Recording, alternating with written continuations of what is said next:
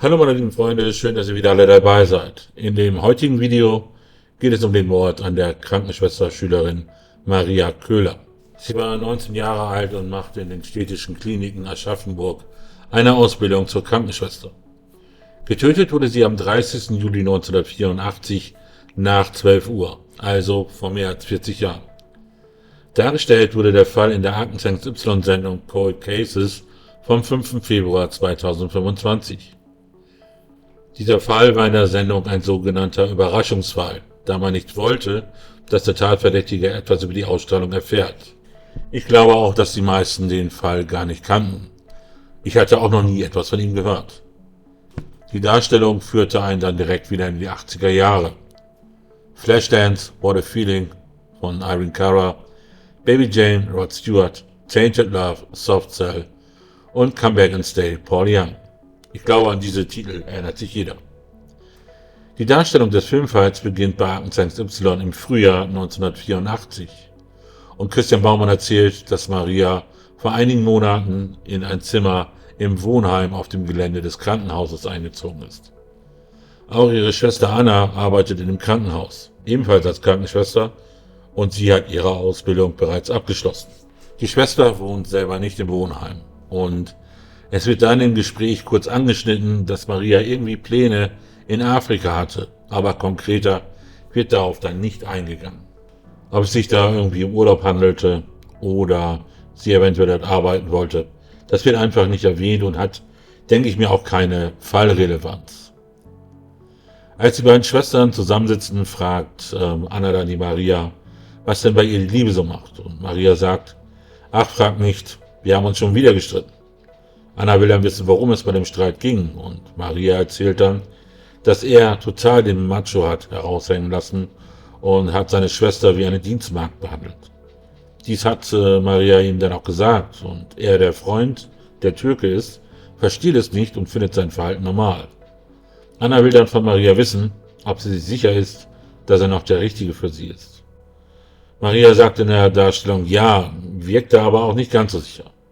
In der nächsten Darstellung sieht man dann Maria bei einem Treffen mit ihrem Freund.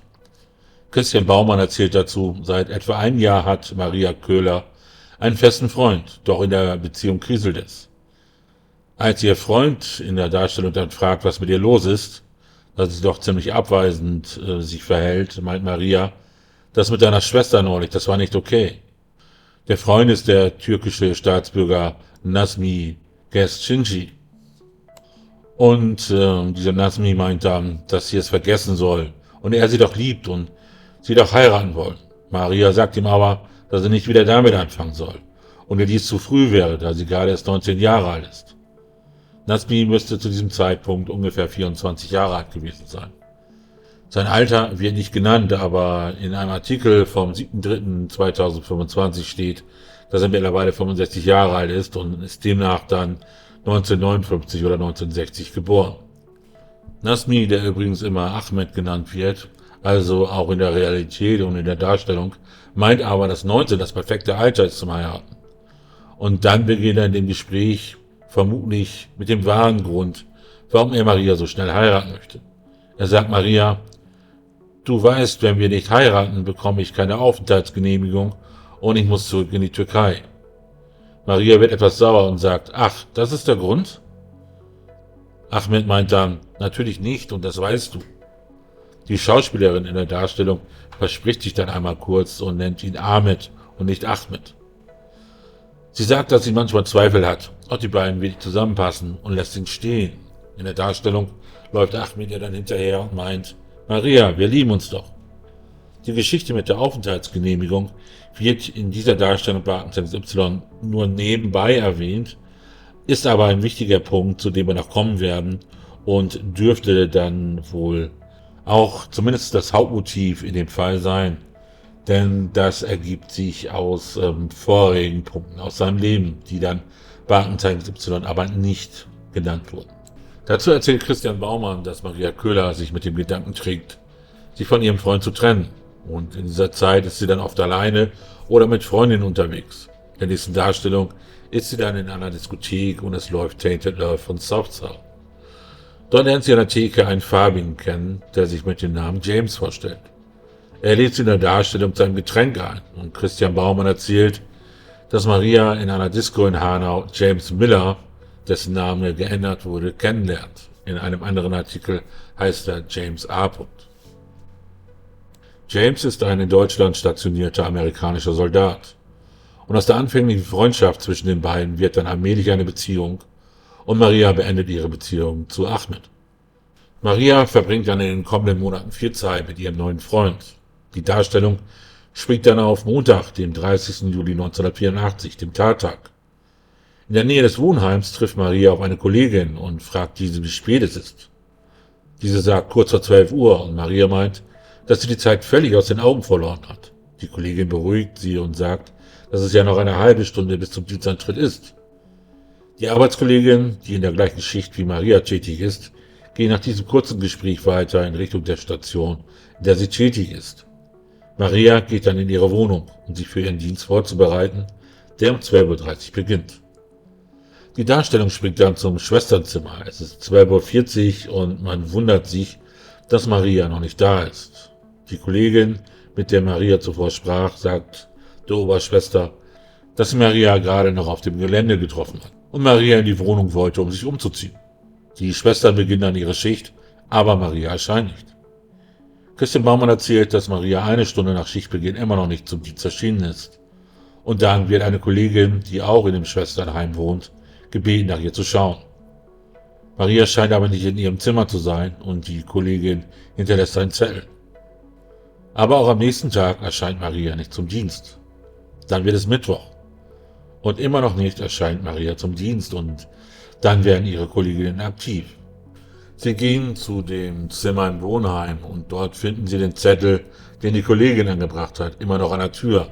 Und in der Darstellung wurde er in den Türspalt gesteckt. Also dürfte die Tür nicht wieder geöffnet worden sein, seitdem der Zettel dort eingesteckt wurde. Die Oberschwester oder Schwesternschülerin öffnet dann mit einem Zweitschlüssel das Zimmer von Maria.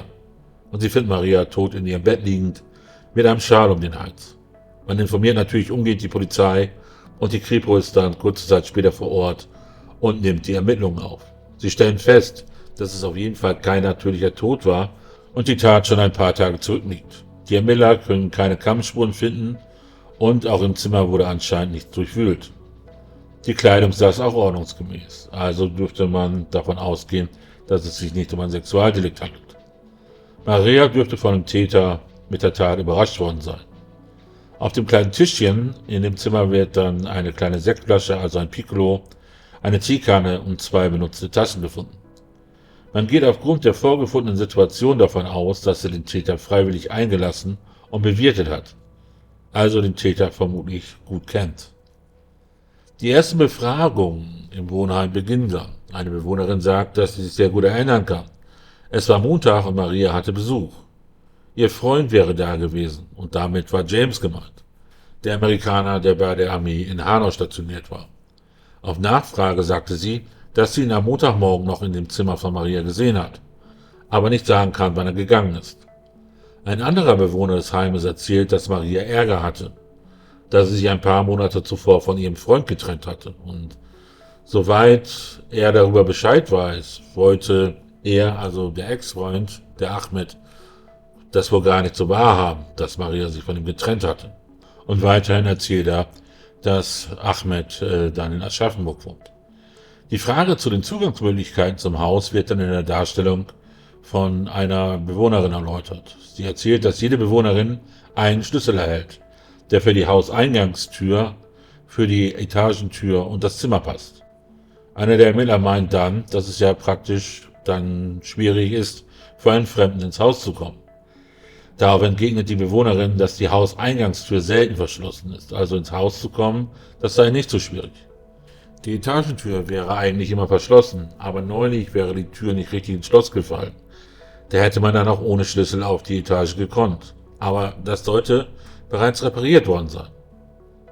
Ein weiterer Zeuge will Maria am Montag, dem 30. gegen 10:15 Uhr noch in der City-Galerie gesehen haben. Der Zeuge sah sie dort in Begleitung ihres Ex-Freundes Ahmed. Für ihn sah es so aus, als wenn die beiden stritten. Aufgrund der vorliegenden Infos sucht man dann Ahmeds Wohnung in Aschaffenburg auf. Aber er ist nicht da. Der Vermieter erzählt den Ermittlern, dass Nasim nicht da ist, er ist verreist. Er hätte am Montagabend seinen Koffer gepackt und wäre dann mit seinem Fahrzeug davongefahren. Daraufhin werden Ahmed und sein Auto zur Verhandlung ausgeschrieben, da als dringend tatverdächtig galt. Aber natürlich wurde James in seiner Kaserne auch nochmal befragt. Die Vernehmung findet dann auf dem Gelände der US-Armee in Hanau statt. Und James verwickelt sich bei der Vernehmung in Widersprüche, wann er bei Maria war, wann er von Maria wieder losgegangen ist und wann er den Dienstantritt hatte. Die Obduktion von Maria hat dann ergeben, dass sie mit ihrem eigenen Schal erdrosselt wurde. Tatzeitpunkt war Montagmittag. Und damit war James dann aus dem Schneider, da er nachweisen konnte, gegen 10 Uhr nach Hanau abgereist zu sein. Wäre er nach der Tat losgefahren, wäre er zu spät zum Dienst gekommen. Also als Maria getötet wurde, hatte er bereits seinen Dienst begonnen. Ahmeds Auto, ein roter Mazda, und steht dann bereits seit Dienstagmittag am Abflugterminal des Flughafens Frankfurt. Und damit bewahrheitete sich dann der Verdacht, dass Ahmed sich mit dem Flugzeug abgesetzt haben könnte. Die Ermittlungen in der Türkei verlaufen dann ins Leere.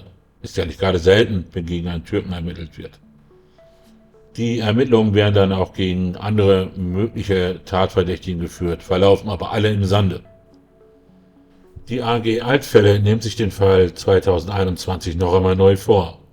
Man lässt unter anderem die damaligen Asservate noch einmal untersuchen und es kann eine männliche DNA festgestellt werden, die vermutlich vom Täter stammt. In der Nachbesprechung sagt der ermittelnde Kriminalhauptkommissar Herr Albert, dass Ahmed 2004 seine türkische Staatsbürgerschaft verloren hat. Weswegen er diese verloren hat, darüber gibt es keine Informationen. Also es war in anderen Quellen nicht zu finden und auch die Polizei sagte in diesen anderen Quellen, dass es nicht klar ist, weswegen er die Staatsbürgerschaft verloren hat. Und wegen der verlorenen Staatsbürgerschaft könnte er sich heute eventuell nicht mehr in der Türkei aufhalten. Eventuell setzt er sich in den arabischen Raum ab, der auch die arabische Sprache spricht. Eventuell ist er auch wieder in Deutschland, eventuell mit gefälschten Personalien. Die gezeigten Fotos von ihm sind fast 40 Jahre alt. Die blende ich euch jetzt mal der Reihe nach ein. Die aktuellsten Fotos sind von 1984. Die Arbeitsgemeinschaft Altfälle hat sich dagegen entschieden, die Fotos von Ahmed künstlich altern zu lassen, weil man befürchtete, dass deswegen andere Personen in den Fokus geraten könnten, die damit nichts zu tun haben und Ahmed selber eventuell übersehen werden könnte. Und man zeigt dann auch noch seine Unterschrift und fragt, ob diese vielleicht jemand kennt, denn markant ist hier das G. Das war dann die Darstellung inklusive Nachbesprechung bei Akten Y. Aber natürlich habe ich noch ein paar mehr Infos für euch.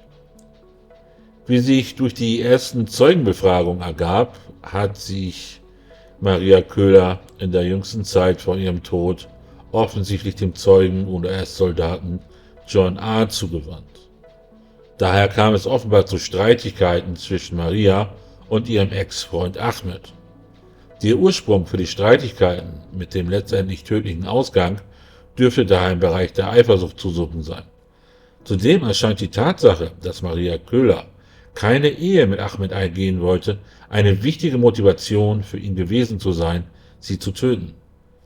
Durch dieses nicht mehr vorhandene Interesse an einer Ehe war Maria aus Sicht von Ahmed dafür verantwortlich, dass er die Bundesrepublik Deutschland wegen eines fehlenden Visums verlassen musste. Somit wurde ihm seine komplette persönliche wie auch berufliche Perspektive genommen. Nachdem sich durch kriminalpolizeiliche Einvernahme von mehreren Zeugen der Tatverdacht gegen Ahmed weiter erhärtete, wurde nach dem Erlass eines Haftbefehls durch das Amtsgericht Aschaffenburg Kontakt mit nationalen und internationalen Ermittlungsstellen aufgenommen.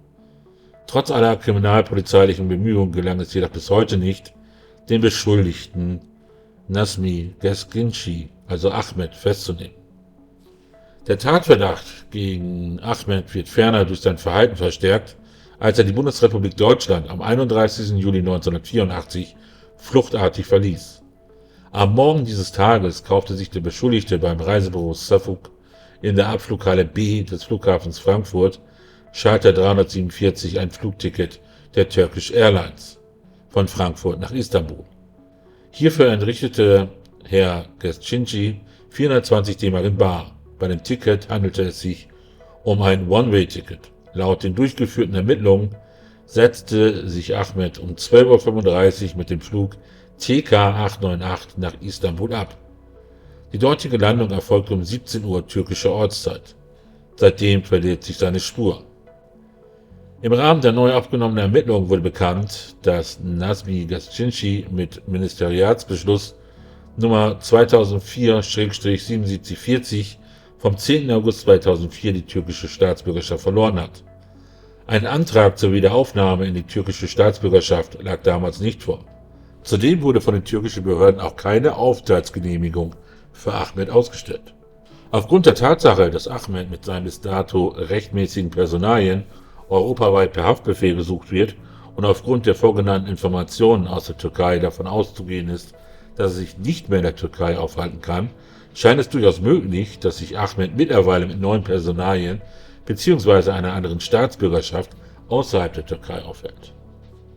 Der Kriminalpolizeiinspektion Aschaffenburg liegen sowohl die Fingerabdrücke wie auch die DNA von Herrn Gescinci vor, weswegen eine schnelle Identifizierung per Fast ID möglich ist. Für Hinweise, die zur Ergreifung des Beschuldigten führen, ist eine Belohnung in Höhe von 10.000 Euro ausgesetzt. In der Bild steht dann noch, dass sie eben Ahmed nicht heiraten wollte, dass sie nach Afrika wollte. Das war ihr Traum.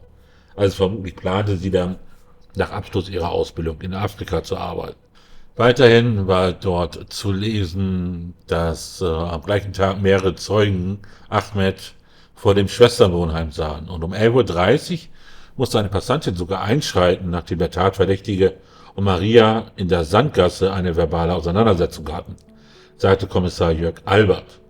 Die Zeugin hatte den Eindruck, dass Maria Angst hat. In der ARD-Mediathek gab es dann noch ein interessantes Video aus der Frankenschau. Dort gab es dann weitere Infos zu dem mutmaßlichen Mörder Ahmed. Dieser ist geboren am 1. April 1959 in Antakya. Das ist an der türkisch-syrischen Grenze, ich glaube so 100 Kilometer von der Grenze da in etwa entfernt. 1978 kam er dann nach Deutschland, wohnte in Aschaffenburg und arbeitete dann für die Himmelswerke. Und irgendwann hat er dort seinen Job verloren. Weswegen, das wurde nicht gesagt.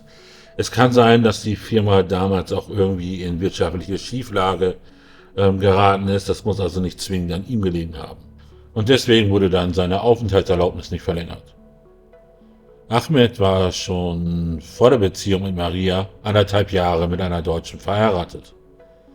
Die hat sich das aber ein bisschen anders vorgestellt, die Ehe mit Ahmed. Und Ahmed ging es in dem Fall wohl auch nur um die Aufenthaltserlaubnis und die Frau hat sich dann von ihm scheiden lassen. Also war Maria seine letzte Chance, um in Deutschland bleiben zu können. Am 30. Juli hat Nazmi offensichtlich Maria und ihrem neuen Freund nachgestellt. Und Zeugen berichten von einem heftigen Streit zwischen Maria und ihrem Ex in den Vormittagsstunden. Laut dieser Doku wurde Ahmed dann am Tattag, dem 30. Juli, dann mehrfach gesehen, sowohl auf dem Klinikgelände als auch in ihrem Wohnhaus. Und diese Info fehlte bei Aktenzeichen Y komplett. 1981, 3 Jahre vor der Tat, wurde Ahmed von der Polizei erkennungsdienstlich behandelt, wegen eines Verstoßes gegen das Ausländergesetz und zu diesem Zeitpunkt lebte er 2 Monate mit ungültigem Pass in Deutschland. Das sind die aktuellen Informationen in dem Fall und die Polizei sucht jetzt natürlich auch verstärkt an Flughäfen und hier seht ihr zum Beispiel ein Bild, wie das Verhandlungsplakat nach ihm an Flughäfen präsentiert wird. Ich bedanke mich bei euch fürs Zuhören oder Zuschauen, je nachdem wie ihr meinen Content konsumiert. Passt auf euch auf und bis zum nächsten Video. Tschüss.